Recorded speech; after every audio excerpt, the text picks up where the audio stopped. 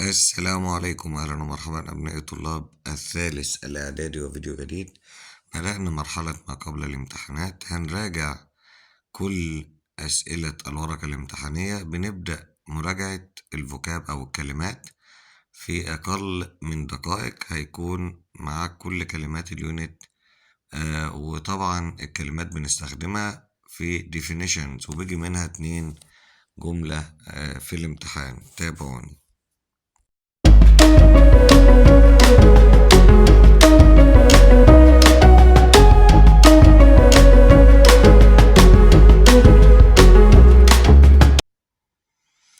يونت 1 زي ما احنا شايفين as you see aquarium AQUARIUM. الفترة دي مش فترة ان احنا نحفظ بالسبيلنج، المفروض ان انت بتعمل لنفسك تيست كده او اختبار.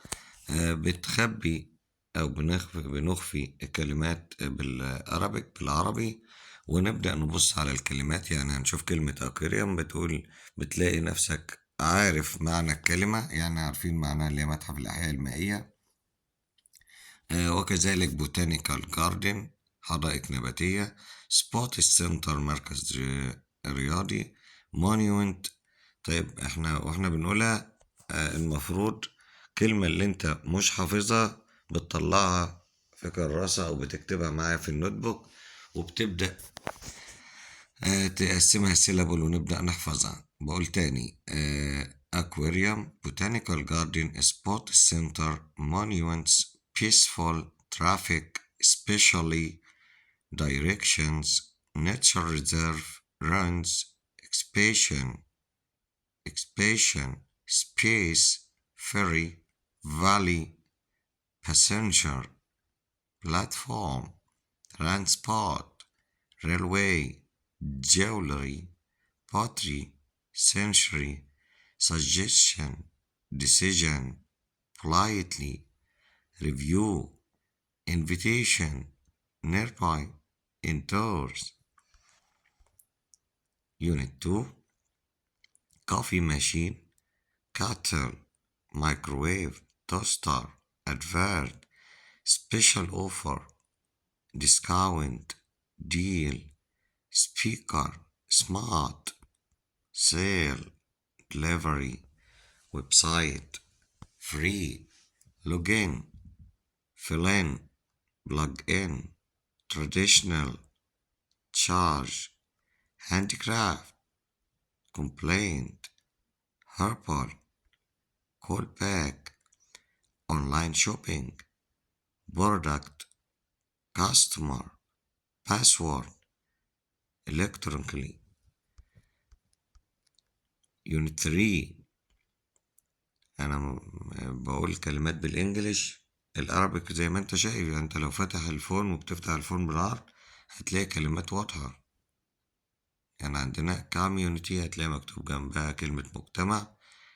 heading survey leisure activities local facilities equal opportunities education public services encourage neighborhood community events disappointed rural areas Ludgar kindness gravity not spot greet poster leave let happiness however summarize tourist attraction conclude repair situation initiative.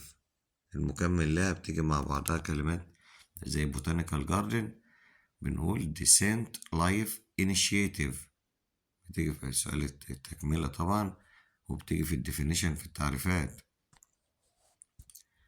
مبادرة حياة كريمة descent life initiative. unit 5: award speech challenge disabled people campaigner astronaut mathematician champion manager biography creative tournament puppel medical team contest اللي هي بتساوي competition. championship coronavirus pandemic spectators organizers application staff fair scholarship respond polish culture fact file. Unit 4 snorkel competition orphanage marriage adventure period point graph report dream awake care about raft hard of hearing canoe deaf follow join sequel sign language dyslexia theme park organize volunteer achieve brain a charity timeline. The last unit 26 social media achievement cyberbullying abilities appearance social life anxious embraced upset support lonely mental health experience behavior opinion blog comment mindful joke include praise realize interrupt listener serious meet up with filter brainstorm. as you see ممكن معنى الكلمات ما كانش واضح.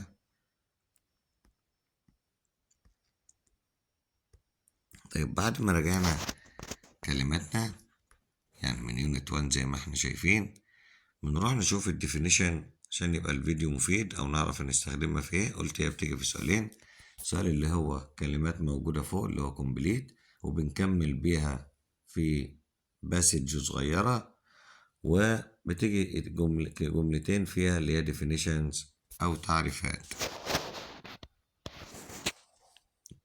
زي ما قلت بنراجع الكلمات بالقلم والورقة وبنبدأ نعمل تيست أو اختبار اللي هو بتخبي الكلمات بالعربي، وبتبدأ تشوف لو عارف معناها يبقى كده هنقدر نترجم الورقة الامتحانية ونقدر نستخدمها.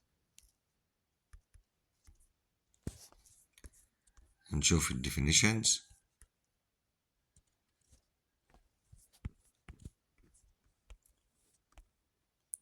as you see botanical garden مثلا a large park where scientists study plants and trees which people can visit.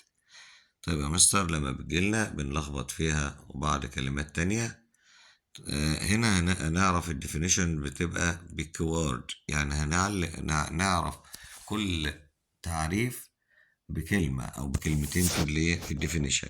يعني أول حاجة لو جينا نقول لارج بارك اللي هو منتزه أو حديقة عامة، plants trees visit هنزورها، يبقى أكيد الكلمات دي كلها بتقدر تقول botanical garden.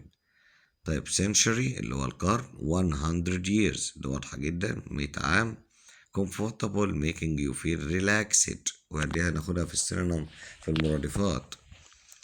corner الزاوية the place where two roads meet especially more than usual أكثر من المعتاد. expansion ده بنعرفها بإيه a place where people can go to see painting photographs هنروح نشوف رسومات وصور، أكيد ده في المعرض اللي هو exhibition.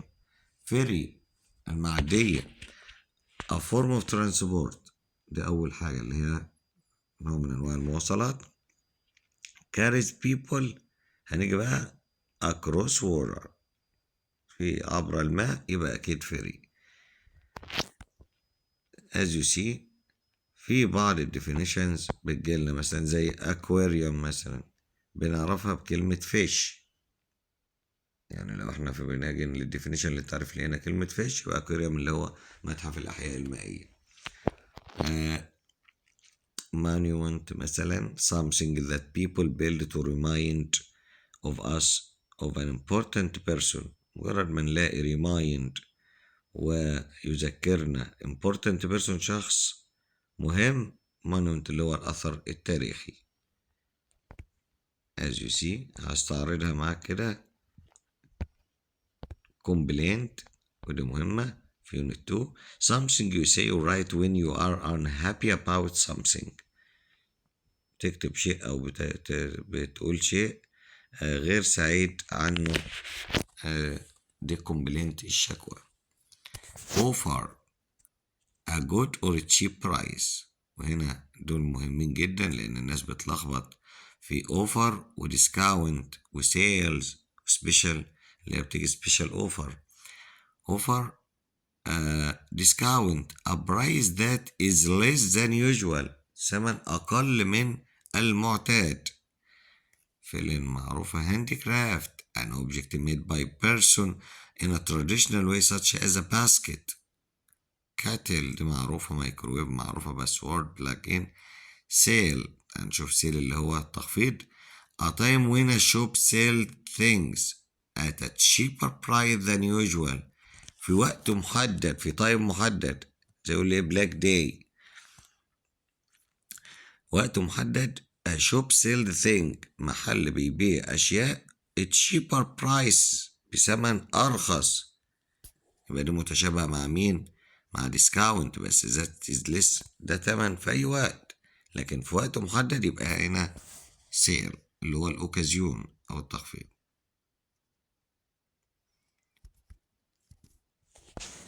ده باقي الديفينيشنز هستعرضها معاك كده.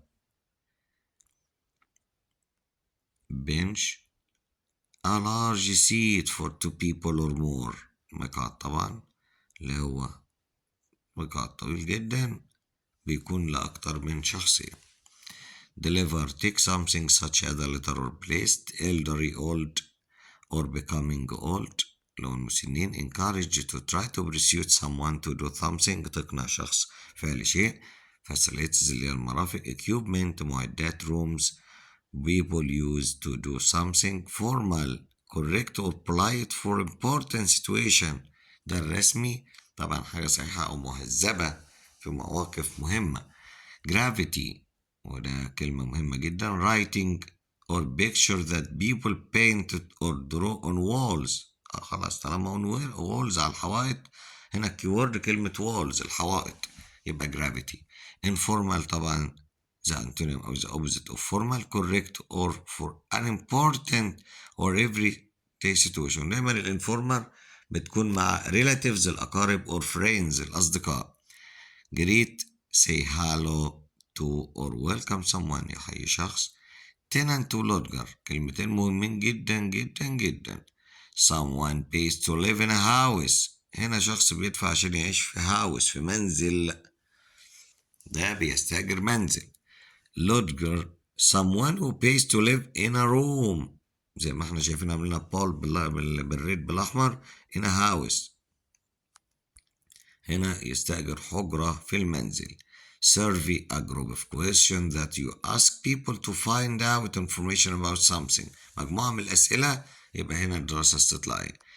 pavement الكلمتين المتشابهين platform وده خاص بترين ستيشن أو بالمحطة رصيف المحطة. طيب pavement رصيف المشاة.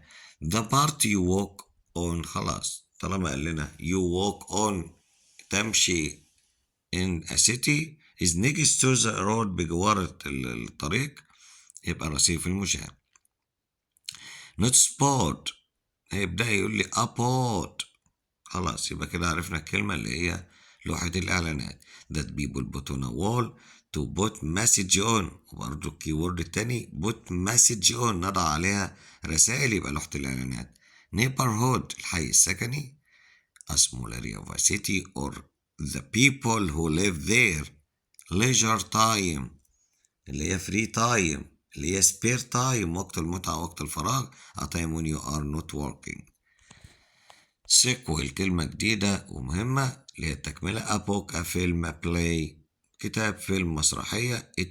etc. إلى آخره. that continues the story of an area one. وتكملة للقصة. الرافت a piece of wood.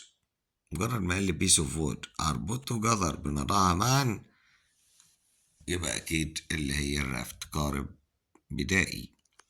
join, follow, experience something that happens to you. ده لسه دي مهمة جدا برضه، صعوبات القراءة. a learning difference that some people are born with, which means that they find it difficult to read, write or spell. هنا keywords difficult to read صعب القراءة، difficult to write صعب الكتابة، or spell أو الهجاء. discover اللي هي find out أكيد. هنا بقى اللخبطة بين رافت وكانو، الزورق الطويل الضيق. طب الكيوردز هنا كتير جدا.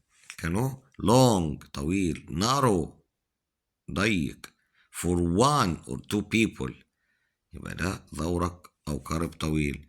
طيب نرجع لرافت a piece of wood that are put together قطعة خشبية معا، يبقى هنا الفرق واضح جدا. Unit 5 tournament اللي هي competition و contest اللي هي competition the same. staff a group of people who work somewhere مجموعة من الناس دول طاقم العمل. champion a person who wins a competition ده البطل اللي فاز بمنافسة أو مسابقة. هيجيلنا عندنا spectator وده هيبقى فيه كلمات كتير معاه، هتبقى دايما spectator someone who watches a sport or an event. زود كلمة stadium at stadium في الاستاد. دايما spectator هتلاقي الكيورد، او لو جايلك في الامتحان تعريف يمكن الكلمة مش مكتوبة، المشاهدون بيكونوا دول المتفرجون at stadium في الاستاد. scholarship money that a university or education school gives to someone to pay for their education. في الأموال اللي بتدفعها الجامعة من أجل التعليم، يبقى هنا منحة دراسية. organizer المنظم someone who organizes or plans an event. mathematician عالم الرياضيات someone who studies works with teaches math or numbers. equal opportunity فرص متكافئة، يبقى opportunity اللي هي chances. creative good thinking or good at thinking of new ideas في أفكار جديدة ways of something. as you see عشان وقت الفيديو يبقى طويل، انت زي ما انت شايف على السكرين او على الشاشة بتقرأ كل الديفينيشن. بكده انا بلملك سؤال او سؤالين في الامتحان.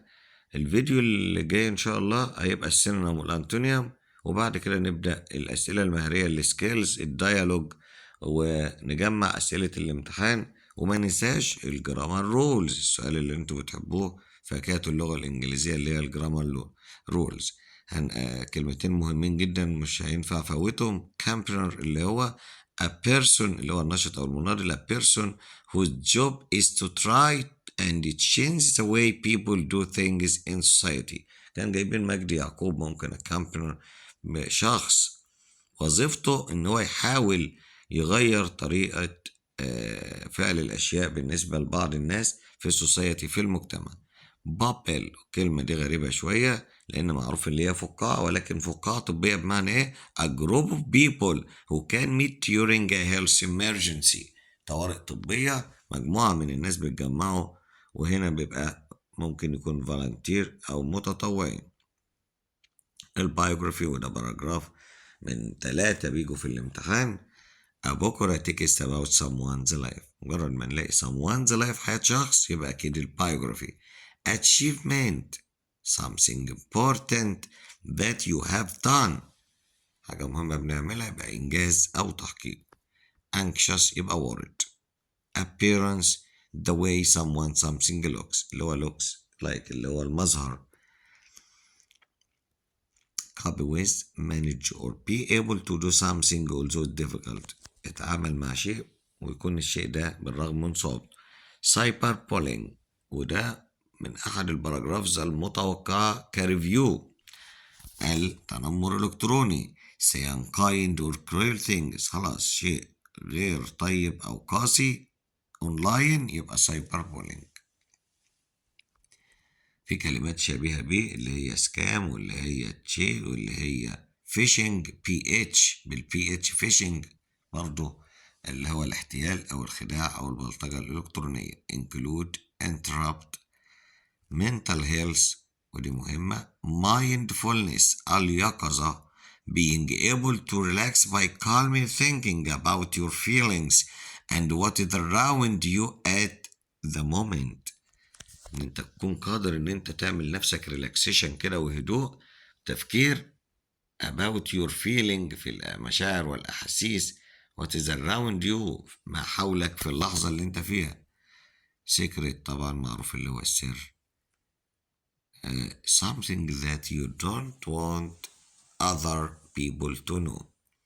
understanding upset unhappy because something bad has happened، انت منزعج، شيء سيء حدث.